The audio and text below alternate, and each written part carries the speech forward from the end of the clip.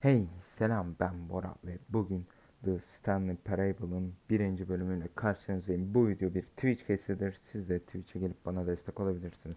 Aşağıda linkler var. İyi seyirler. This is the story of a man named Stanley. Stanley worked for a company in a big building where he was employee number 427. Bu konuşmalarda sessiz olacağım. Siz okuyabilirsiniz. Ben de içimden okuyorum. He sat at his desk in room 427 and he pushed buttons on a keyboard. Orders came to him through a monitor on his desk, telling him what buttons to push, how long to push them, and in what order. This is what employee 427 did every day of every month of every year. And although others might have considered it soul-rending, Stanley relished every moment that the orders came in, as though he had been made exactly for this job. And Stanley was happy. And then one day something very peculiar happened. Bu oyunda bize seçenekler sunacak. O seçeneklere göre ya değişik yollarda yapacağız. Her gün bize ne yapmamız, hangi tuşa basmamız gerektiğini yazıyor ama bir gün hiçbir şey yazmamış. No one had showed up to give him instructions, call a meeting, or even say hi. Never in all his years at the company had this happened, this complete isolation. Something was very clearly wrong. Shocked, frozen solid, Stanley found himself unable to move for the longest time. But as he came to his wits and regained his senses, he got up from his desk and stepped out of his office. Şimdi diyor ki bize masasından kalkmış ve gitmiş diyor. Buralarda kalem tıraş açacağı var. Burada bir kupa var. Burada tuşlar var. Ne? Ve buradan çıkalım. Çıktık. Şimdi tuşlara bir bakalım. Önemli bir şey yok.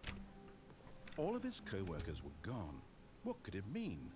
Stanley decided to go to the meeting room. Perhaps he had simply missed a memo. No matter how hard Stanley looked, he couldn't find a trace of his co-workers. Toplantı salonuna git diyor ama ben etrafa bir bakalım.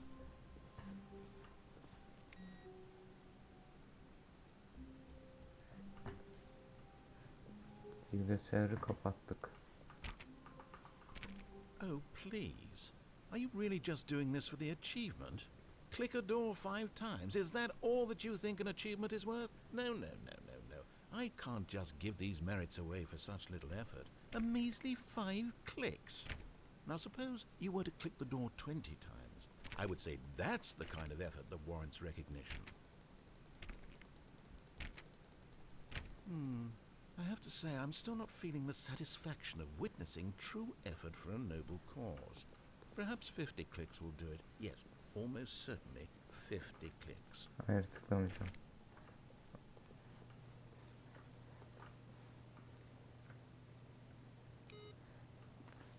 Boşuna elektrik geçmesin. Herkes kaçmış, herkes gitmiş gibi.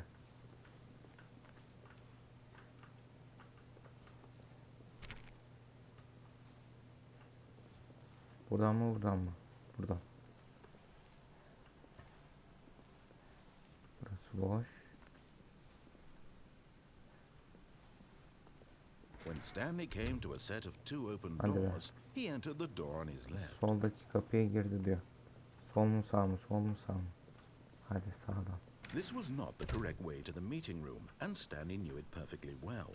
Perhaps he wanted to stop by the employee lounge first, just to admire it. Yanlış yola girdiğimiz için açılmıyor buralar. Dinlenme salonuna. Yes, truly a room worth admiring. It had really been worth the detour after all, just to spend a few moments here in this immaculate, beautifully constructed room. But eager to get back to business, Stanley took the first open door on his left. Solundaki kapı şura. Burası ne? Karşı gidiyor. Burada ne var? O burada daha heyecanlı. Stanley was so bad at following directions, it's incredible he wasn't fired years ago.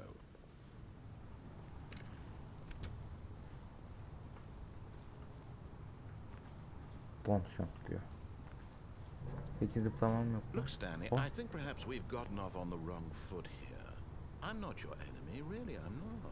I realize that investing your trust in someone else can be difficult, but the fact is that the story has been about nothing but you all this time.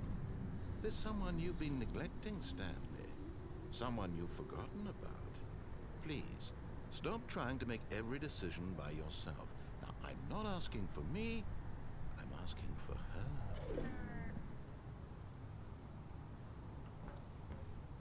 This is it, Stanley.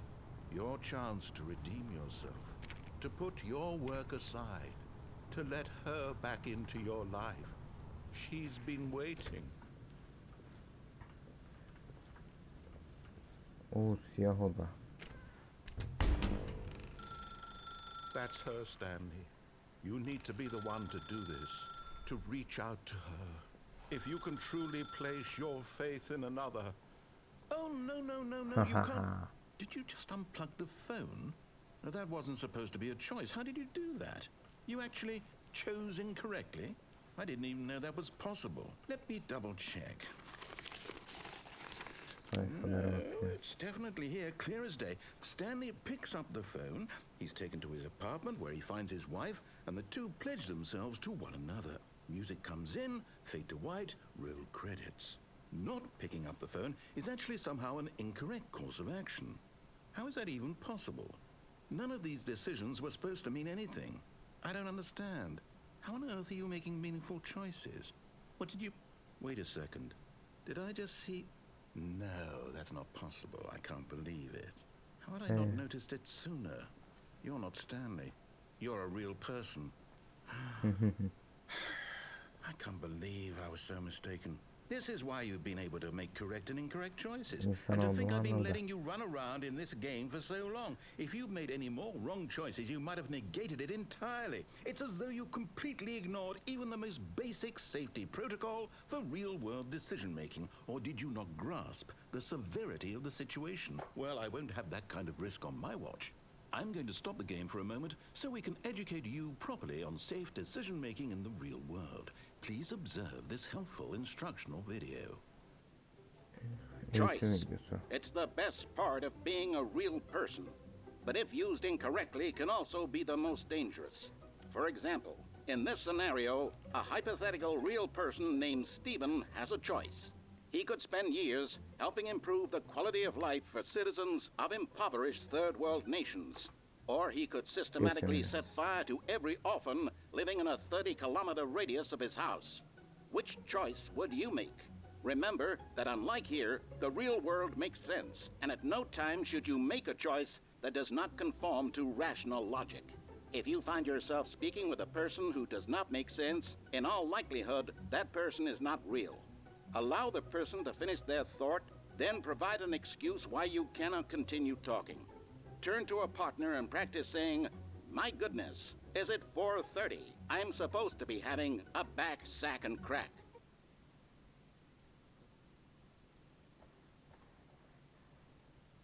Excellent. Making choices on a regular basis is the best part to a healthy decision-making process. Most medical professionals recommend making at least 8 choices per day. Do you make more than 8? Less? And finally, if you begin to wonder if your choices are actually meaningful and whether you'll ever make a significant contribution to the world, just remember that in the vast infiniteness of space, your thoughts and problems are materially insignificant, and the feeling should subside. At this time, your instructor will guide you in an exercise to test and reinforce the material covered in this video. Welcome back. You may have noticed that this room has begun to deteriorate as a result of narrative contradiction. But not to worry. Now that you're properly informed on good decision-making, we're going to revisit a choice you made just a few minutes ago and see what the correct thing to do would have been. This way, please. Şimdi eğitim aldığımız için onun dediklerini yapmamız lazımmış.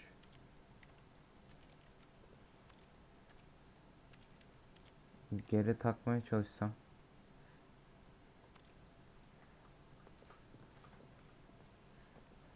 Peki. Bu daha biraz önceki oda.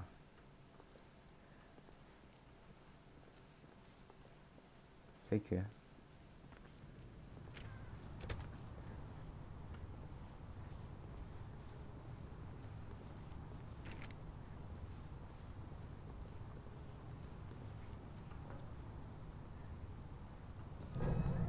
Bunun etrafında yok mu? We can't have you jumping off the platform and dying. Imagine the main character dying senselessly halfway through the story. That story would make no sense at all. We just need to get you home as soon as possible before the narrative contradiction gets any worse. Unfortunately, it seems this place is not well equipped to deal with reality. Peki aç kapıyı. Zıplayamıyoruz ki. Kartımız yok.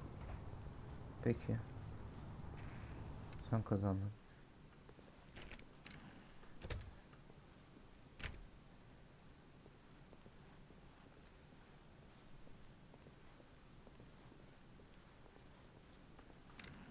Almost there. You'll take the door on the left, back to the correct ending, the story will have resolution once again, and you'll be home free in the real world.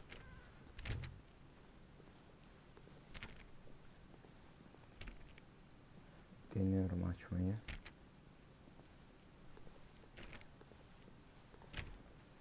Hayır. Peki. Now remember, all you need to do is behave exactly as Stanley would. That means choosing responsibly and always putting the story first. I'm quite sure you'll be up to the task. Just follow my lead and you'll be fine. All right. When Stanley came to a set of 2 open doors, he entered the door on his left. Peki sağdakine girersem? No! Why did you do that? Quickly, hurry back in the other direction. Perhaps we're not too late. Ne?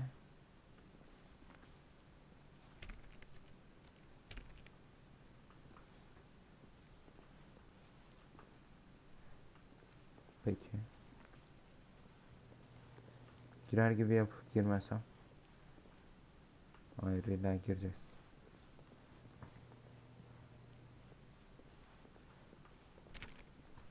Tamam, sola girdik. Peki.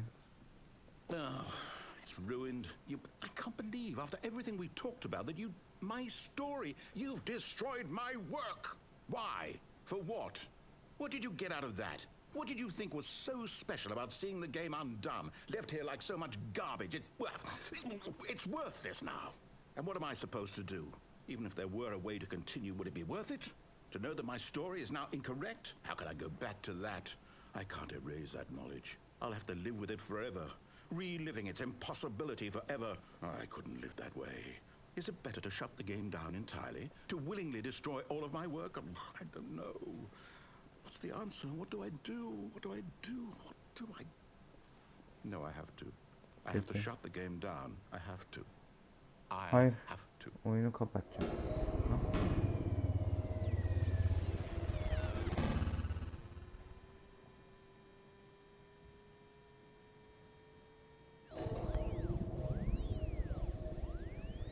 Yo, oyun kapanmadı. I'm here. I'm still here. Here in this pile of rubbish. With you. You. Who thought you were so clever. Now look where we are. My entire game is destroyed. It was the only thing in the world that was mine, and you've run it into the ground. What, did you think that would be funny? You just had to see?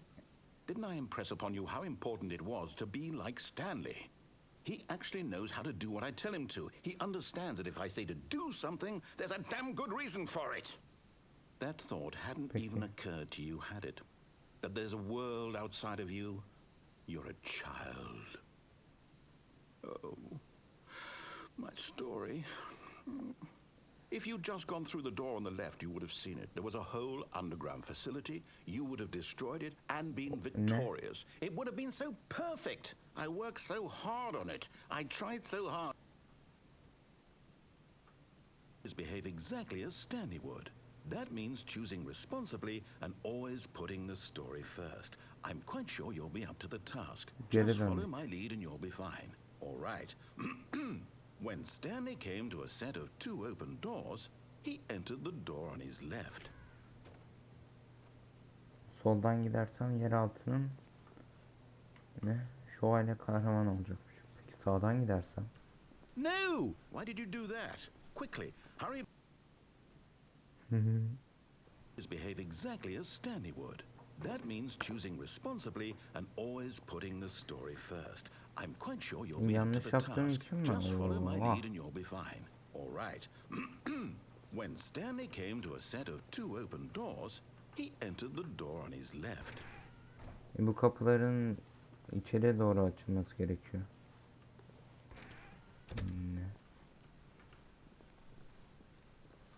Peki. O bak daha biraz önce bunlar yıkıktı. Feeling a wave of disbelief, Stanley decided to go up to his boss's office, hoping he might find an answer there.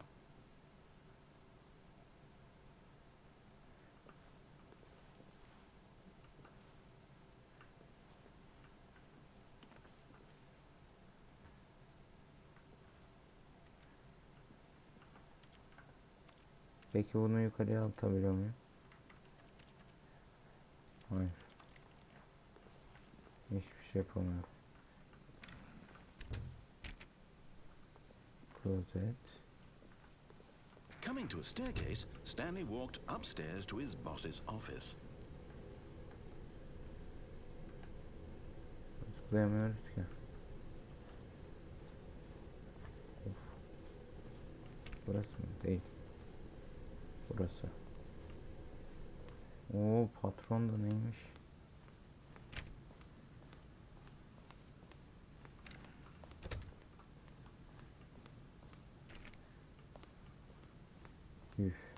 Stepping inside his manager's office, Stanley was once again stunned to discover not an indication of any human life. Shocked, unraveled, Stanley wondered in disbelief who orchestrated this, until he saw the door with a voice receiver next to it. Surely behind this door lay all the answers to his questions. And beyond all probability, he knew the passcode. He had seen it on his boss's computer just last week. Nightshark 115. Was this the code to open the door? Would it still work? There was only one way to find out. Stanley had been trained never to speak up, but now he would draw from within himself the courage to face the unknown. He drew a sharp breath and then spoke the code. Ha.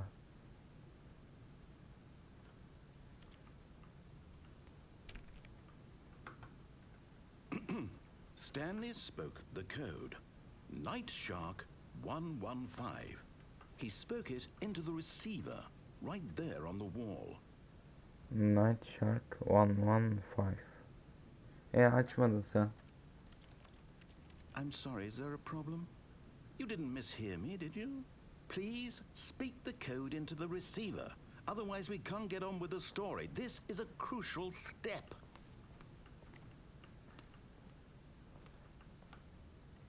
Okay, fine, you're not gonna do it, but you know what?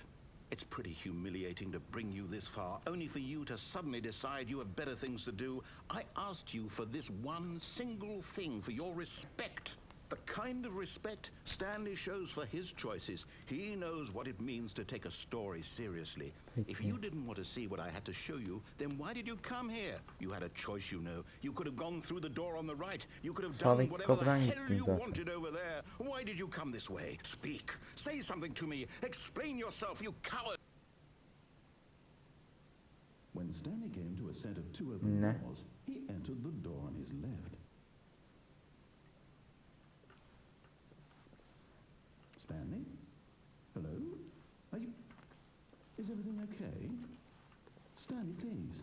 I need you to make a choice. I need you to walk through the door. Are you listening to me? Can you hear me? Is everything all right? Stanley, this is important. The story needs you. It needs you to make a decision. It cannot exist without you. Do you understand me? Whatever choice you make is just fine. They're both correct. You cannot be wrong here. We can work together. I'll accept whatever you do. I simply need you to take that step forward, please. Choose. Do something. Anything. This is more important than you can ever know. Oyun I need bitti. this. The story needs it. So, you hear me? Are you there? You listening to this? Stanley, are you there? Okay. It's okay, I can wait. You need time to decide. Time to make sure your choice is correct. That is the best choice. That's all right. I'll wait for you to decide what's the right thing to do. Take as much time as you need.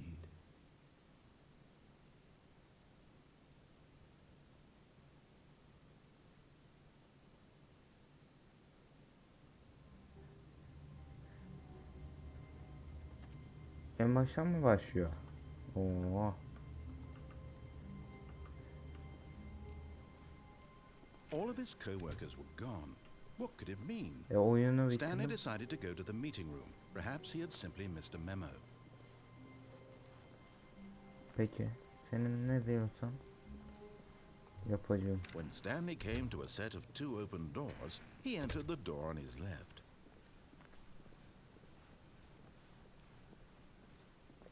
Yet there was not a single person here either. Feeling a wave of disbelief, Stanley decided to go up to his boss's office, hoping he might find an answer there. Coming to a staircase, Stanley walked upstairs to his boss's office.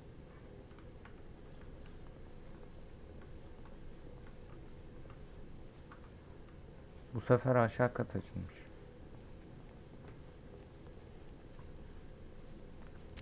Yukarıdan gittik. Hayır. Bu sefer aşağıdan.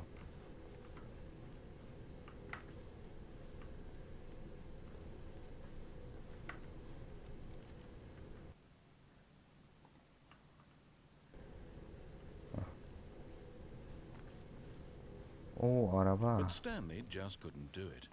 He considered the possibility of facing his boss, admitting he had left his post during work hours. He might be fired for that. And in such a competitive economy, why had he taken that risk? All because he believed everyone had vanished. His boss would think he was crazy. And then something occurred to Stanley. Maybe, he thought to himself, maybe I am crazy. All of my co-workers blinking mysteriously out of existence in a single moment for no reason at all. None of it made any logical sense. And as Stanley pondered this, he began to make other strange observations. For example, why couldn't he see his feet when he looked down? Why did doors close automatically behind him wherever he went? And for that matter, these rooms were starting to look pretty familiar. Were they simply repeating? No, Stanley said to himself, this is all too strange. This can't be real. And at last, he came to the conclusion that had been on the tip of his tongue. He just hadn't found the words for it. I'm dreaming, he yelled. This is all a dream. Oh, what a relief Stanley felt to have finally found an answer, an explanation. His co-workers weren't actually gone. He wasn't going to lose his job. He wasn't crazy after all. And he thought to himself, I suppose I'll wake up soon. I'll have to go back to my boring real-life job pushing buttons. I may as well enjoy this while I'm still lucid. So, he imagined himself flying and began to gently float above the ground. Then he imagined himself soaring through space on a magical starfield, and it too appeared. It was so much fun, and Stanley marveled that he had still not woken up. How was he remaining so lucid? And then perhaps the strangest question of them all entered Stanley's head. One he was amazed he hadn't asked himself sooner. Why is there a voice in my head dictating everything that I'm doing and thinking? Now the voice was describing itself being considered by Stanley, who found it particularly strange. I'm dreaming about a voice describing me, thinking about how it's describing my thoughts, he thought. And while he thought it all very odd and wondered if this voice spoke to all people in their dreams, the truth was that, of course, this was not a dream. How could it be? Was Stanley simply deceiving himself, believing that if he's asleep, he doesn't have to take responsibility for himself? Stanley is as awake right now as he's ever been in his life. Now, hearing the voice speak these words was quite a shock to Stanley. After all, he knew for certain, beyond a doubt, that this was in fact a dream. Did the voice not see him float and make the magical stars just a moment ago? How else would the voice explain all that? This voice was a part of himself too. Surely, if he could just... He would prove it. He would prove that he was in control.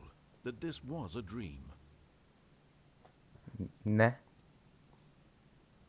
So he closed his Oyundan eyes attı. gently, and he invited himself to wake up. Ha? He felt the cool weight of the blanket on his skin, the press of the mattress on his Siz back, onu görmediniz ama. the fresh air of a world outside this one. Let me wake Hareket up, edemiyorum. he thought to himself. I'm through with this dream. I wish it to be over. Let me go back to my job. Let me continue pushing the buttons. Please, it's all I want. I want my apartment, and my wife, and my job. All I want is my life exactly the way it's always been. Yürüt. My life is normal. Oo. I am normal. Everything will be fine. I am okay.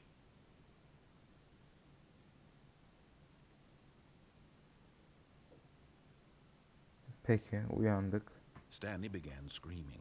Please, someone wake me up. My name is Stanley.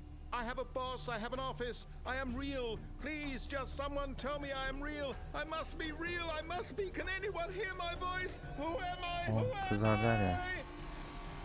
And everything went black.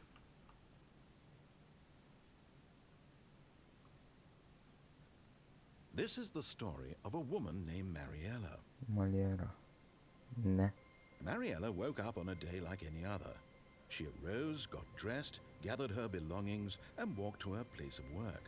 But on this particular day, her walk was interrupted by the body of a man who had stumbled through town talking and screaming to himself, and then collapsed dead on the sidewalk. And although she would soon turn to go call for an ambulance, for just a few brief moments, she considered the strange man. He was obviously crazy. This much she knew. Everyone knows what crazy people look like. And in that moment, she thought to herself how lucky she was to be normal. I am sane. I am in control of my mind. I know what is real and what isn't. It was comforting to think this, and in a certain way, seeing this man made her feel better. But then she remembered the meeting she had scheduled for that day, the very important people whose impressions of her would affect her career, and by extension, the rest of her life. She had no time for this, so it was only a moment that she stood there, staring down at the body. And then she turned and ran.